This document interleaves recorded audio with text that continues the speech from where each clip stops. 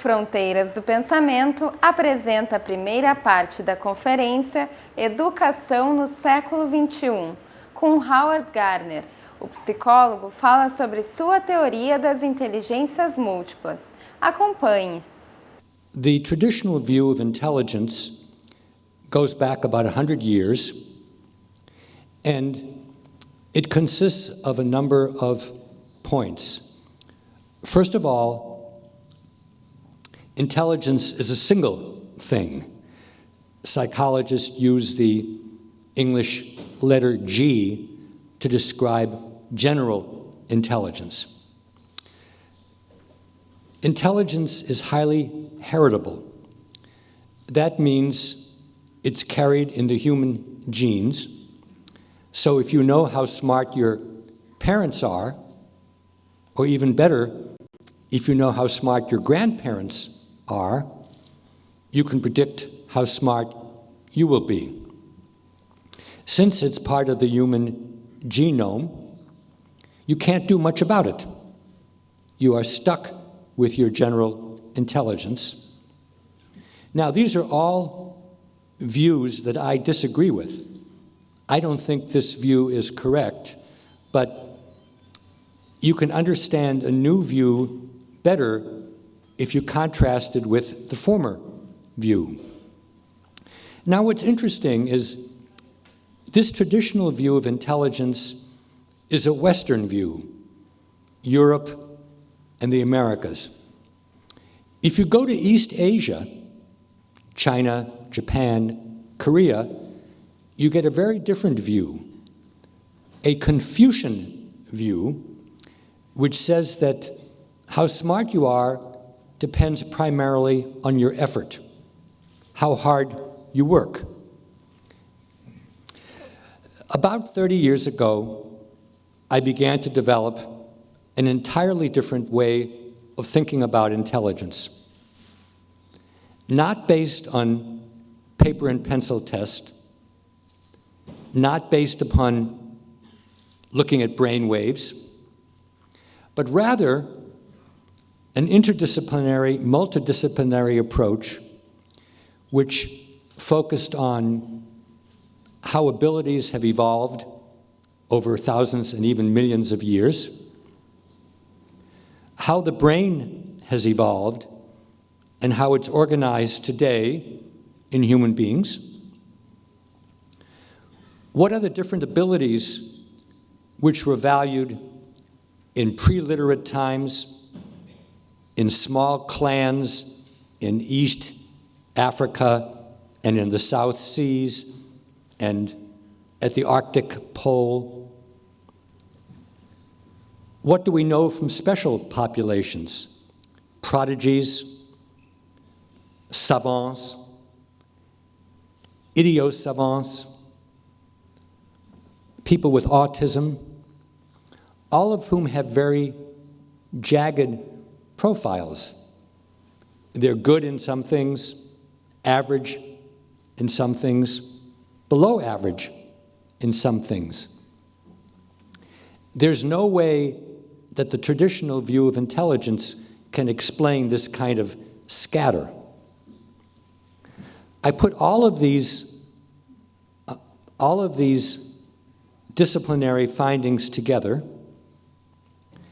I established a set of 8 criteria drawn from anthropology, history, psychology, genetics, neurology, and I came up with a multiple theory of intelligence.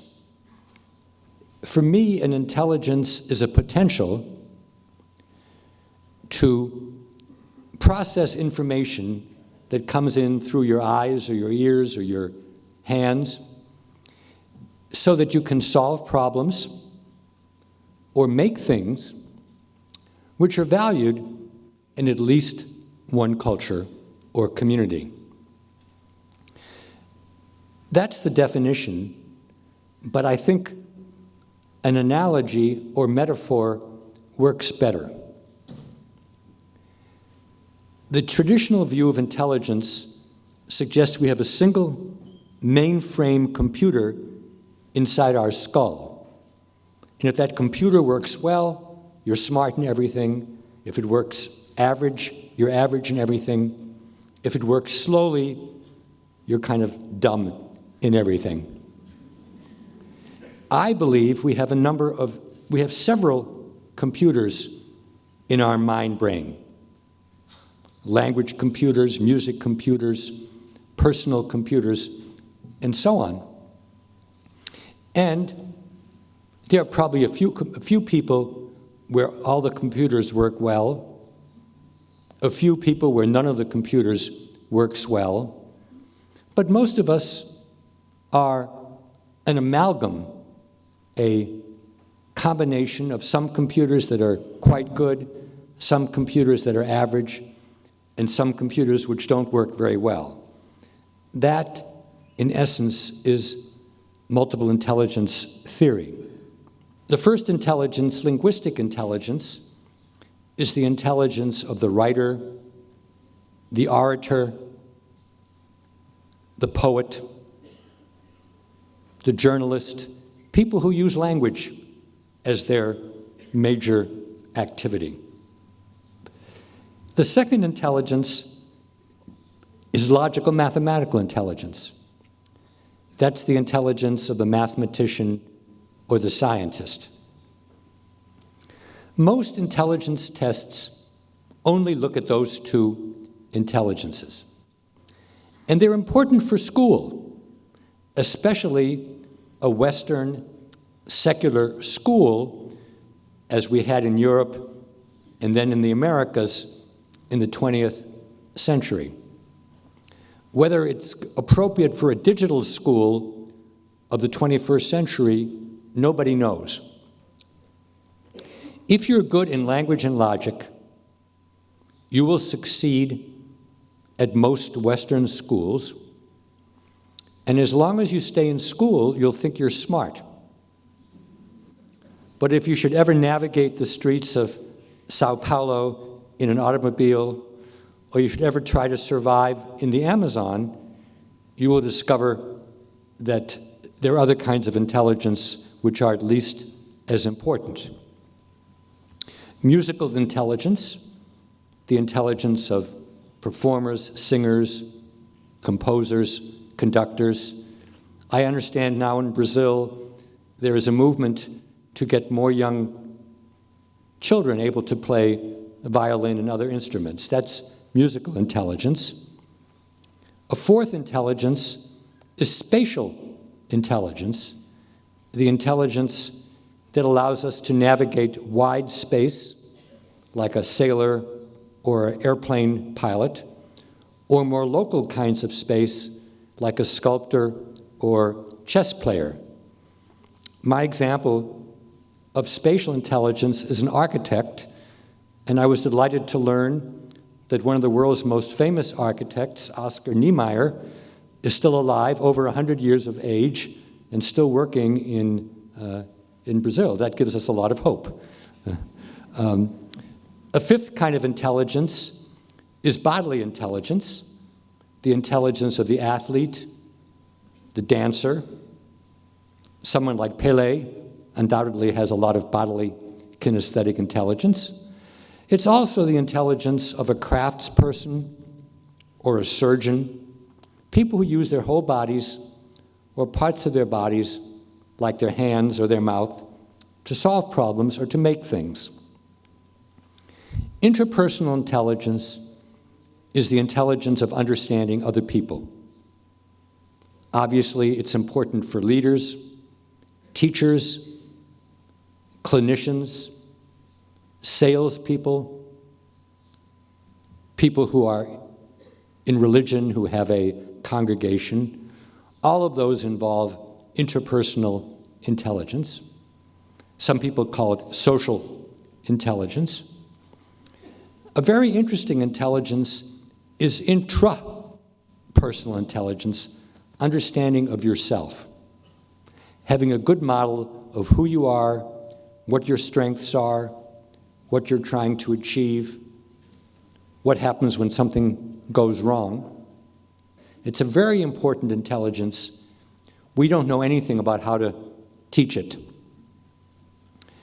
An eighth intelligence, which I did not write about until 10 years ago, is the naturalist intelligence.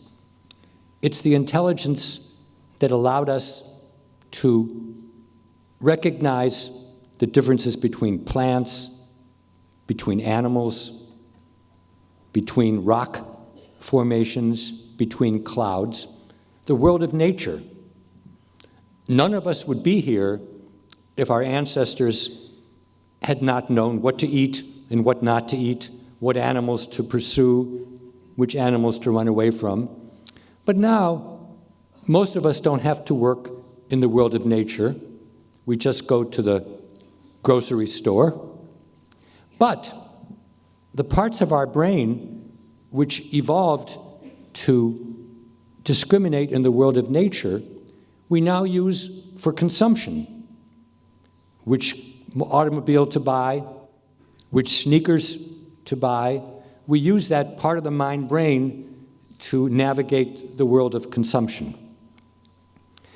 There might be a ninth intelligence, which I call the existential intelligence. It's the intelligence of big questions. What's going to happen to us? Does God love me? What is love? What is God? I think this is a useful concept, but I'm not certain because I would like to know whether there are parts of the brain which evolved to deal with questions which are too big or too little to perceive, these questions of existence. So now I say we have probably 8.5 intelligences. After over 25 years, I can reduce the claims of multiple intelligence theory to a very small number. 2 scientific claims and 2 educational claims. The first scientific claim is every human being has all of these intelligences. It's a definition of Homo sapiens, cognitively speaking. But the second scientific claim is that no 2 people have exactly the same profile. And that second scientific claim leads to 2 educational claims, both of which go against the practice of many, many years. The first one says we should individualize education as much as possible. And that means teach each person in the way that they learn the best and assess them, test them in ways where they can show what they have understood. Throughout educational history, we have done the opposite. We taught in only one way, we tested in only one way, and if you didn't do well, you were stupid. This is the first time in human history that we can individualize education more broadly through computers. Because computers can present lessons in many ways. Computers are very patient. They don't get frustrated. And if one way doesn't work, they can use another way. So individualization is becoming a reality in our time. The second educational claim is we should teach everything that's important in lots of different ways. Again, this is a very revolutionary idea. We should teach things through language, through logic, through works of art, through debate, through humor. We should teach things in many different ways. And if you do, 2 wonderful things happen. First, you reach more students, because some learn better from stories, some learn better from mathematical equations, some learn better from works of art, some learn better from hands-on, where they construct things themselves. Second of all, if you teach in multiple ways, you show what it's like to really understand something. Because anything that you understand well, yourself, your family, your neighborhood, your job, your hobby, you can think about it in many ways. You can joke about it, you can make caricatures, you can dramatize it, you can convert it into a dialogue, you can make a chart. And so the pluralization of education not only reaches more people, but in terms of the brain, it activates more neural networks. And the more neural networks that are activated, the more your understanding is. So, from this theory, which is a psychological theory, a theory of how the mind is organized, some educational claims have emerged over the last 25 years. I want now to talk about the kinds of minds that we need in the future. So, globalization.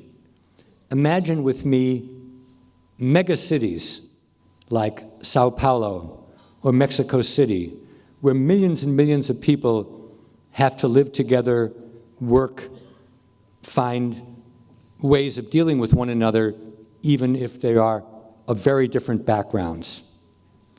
Think about brands which travel around the world, fast food chains, movies, automobiles, clothing.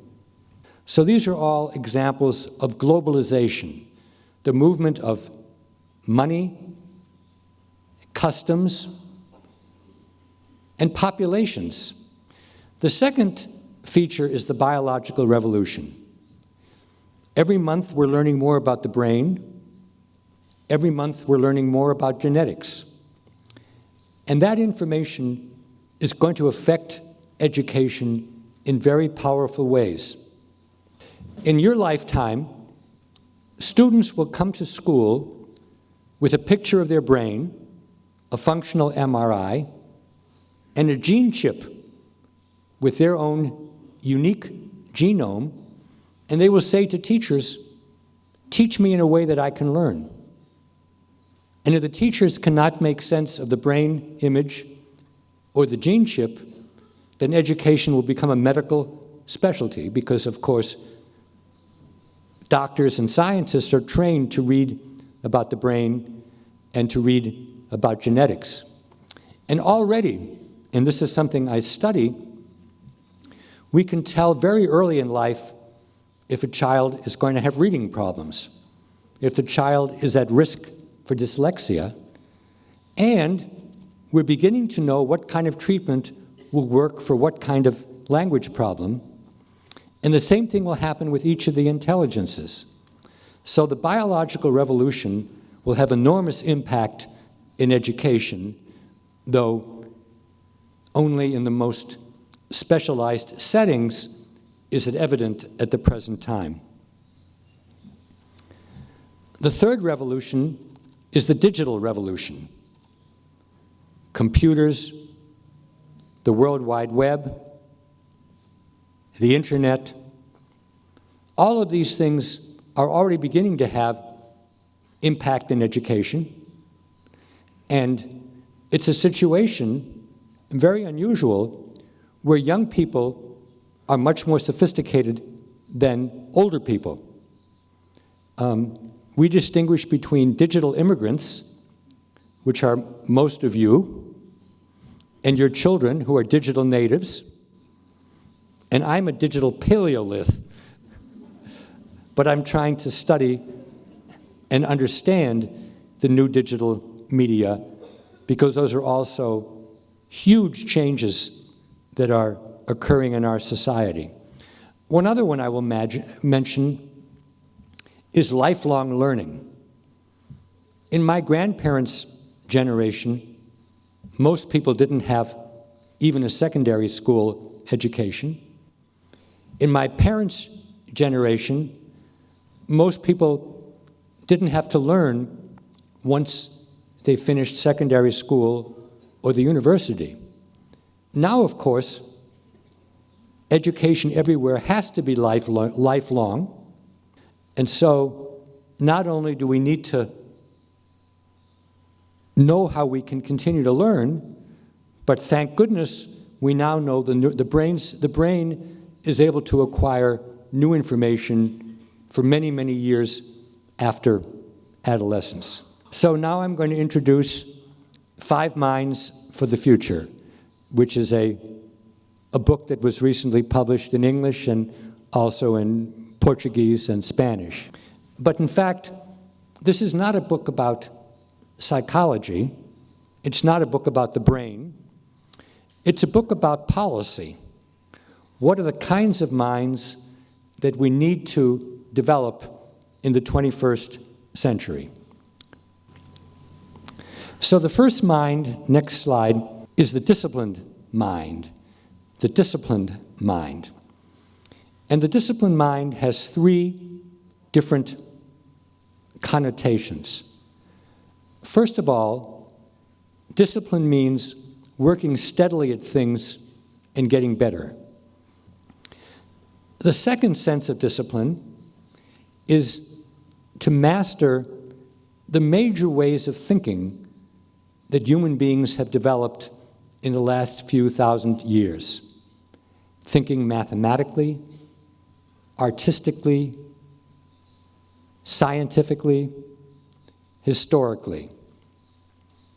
By the time young people finish secondary school, the traditional view of intelligence goes back about 100 years, and it consists of a number of points. First of all, intelligence is a single thing. Psychologists use the English letter G to describe general intelligence. Intelligence is highly heritable. That means it's carried in the human genes. So if you know how smart your parents are, or even better, if you know how smart your grandparents are, you can predict how smart you will be. Since it's part of the human genome, you can't do much about it. You are stuck with your general intelligence. Everybody needs to be an expert in at least one thing. An expert artist, or craftsperson, or professional. Because if you're not a professional expert, either you will not have a job, or you will work for somebody else who's an expert. Because anything that can be automated will be automated. Many jobs which existed even 25 years ago are done as well or better by computers than they are by human beings. So it's extremely important for everyone to be disciplined enough to master a discipline if he or she wants to succeed in the 21st century. The second mind, prossimo, is the synthesizing mind. And I think this is the most interesting mind. It's the one that I've thought the most about. Today, everybody is inundated, overwhelmed by information. Anything that you look up on the internet, you could spend the rest of your life reading about that topic and going to all the links. So the synthesizing mind has many jobs. It has to decide what to pay attention to and what to ignore, and it needs criteria for making that separation. The synthesizing mind has to put together material so you can hold on to it. If you can't organize it in a way that makes sense to you, you will forget it. And if you are in the business of communicating, as a teacher or as a worker, you need to be able to convey your synthesis to other people. Now, in a way, educators have always had to synthesize. But we haven't really been mindful, reflective about how we do it. But in the 21st century, we need to understand our synthesizing well enough so that we can help students become better synthesizers. And that means you need to have criteria for judging syntheses, because not every synthesis is good, just like every textbook is not good. So you need to have the criteria to judge: is the synthesis balanced? Is it too broad? Is it too narrow? Is it eccentric in some way?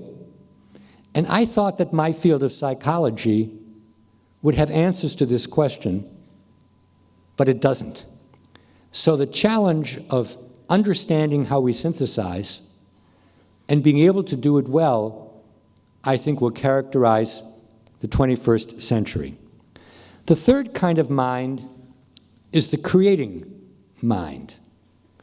This is the mind that goes beyond discipline, beyond synthesis, and explores the unknown, asks new questions, comes up with new puzzles, proposes new solutions. In English, we talk about thinking outside the box. The creating mind thinks outside the box. But you cannot think outside the box unless you have a box. And the box is the discipline and the synthesizing. Because if you don't have a box, you might come up with something new, but probably you will just reinvent the wheel. The trick, the secret, is to learn the discipline and the synthesizing when you're young, because then there's more time to think outside the box. As you get older, the box gets more and more congealed, sclerotic. It's more difficult to change. And so creativity is easier when you've mastered the discipline, but the discipline hasn't become a blinder that hides outside the box. Você acompanhou a primeira parte da conferência Educação no Século XXI, com Howard Gardner.